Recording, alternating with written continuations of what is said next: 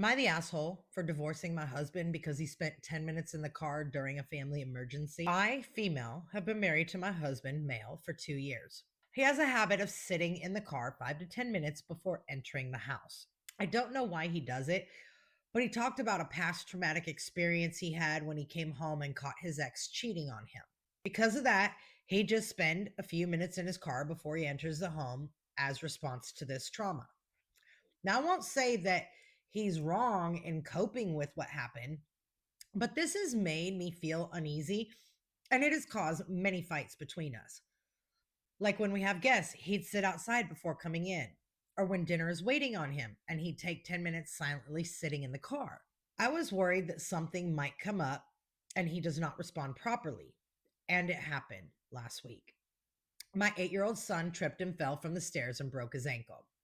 He was in so much pain, and I called my husband to come take him to the hospital, and he rushed out of work. But then I called and called, and then I was stunned when I looked out the window and I saw him sitting outside the house in his car. I was both shocked and angry. I ran outside and asked how long he'd been sitting in the car. He told me around 8 minutes. I asked why he didn't come into the house immediately to help, and he said he would after 2 more minutes. I was so mad and hurt, but tried to rush him, and he insisted he wouldn't feel comfortable coming in until the 10 minutes were up. He told me to get my son ready to take him to the hospital, but I started screaming at him nonstop, telling him this is a family emergency, and he was out of his mind to behave like that. It might not have been my best response, but I was shocked by his behavior and quite concerned because I had this situation always stuck in the back of my mind, thinking what my husband would do when there's a family emergency. I ended up taking my son by myself when my neighbor intervened and offered to take us.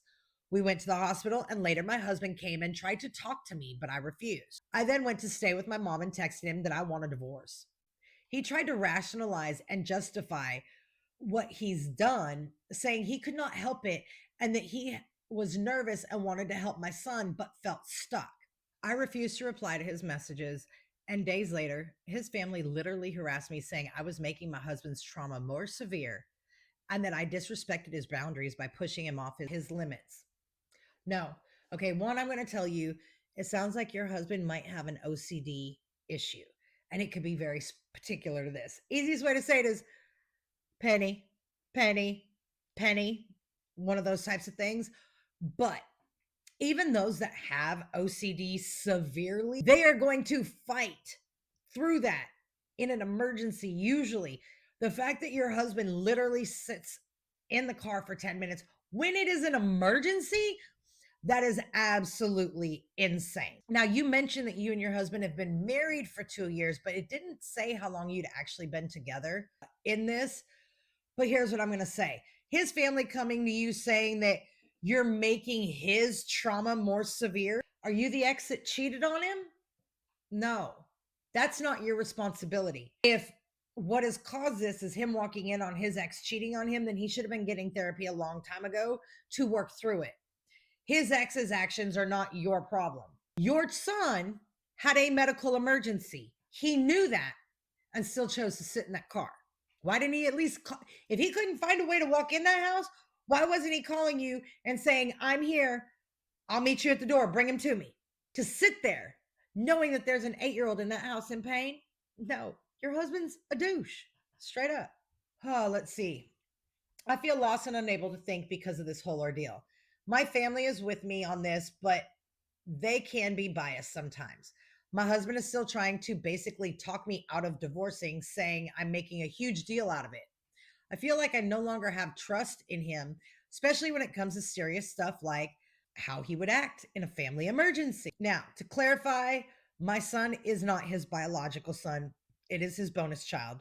We do not have children together. No, you're not the asshole. He just proved to you what's going to happen in an emergency. What would he have done if the house was on fire?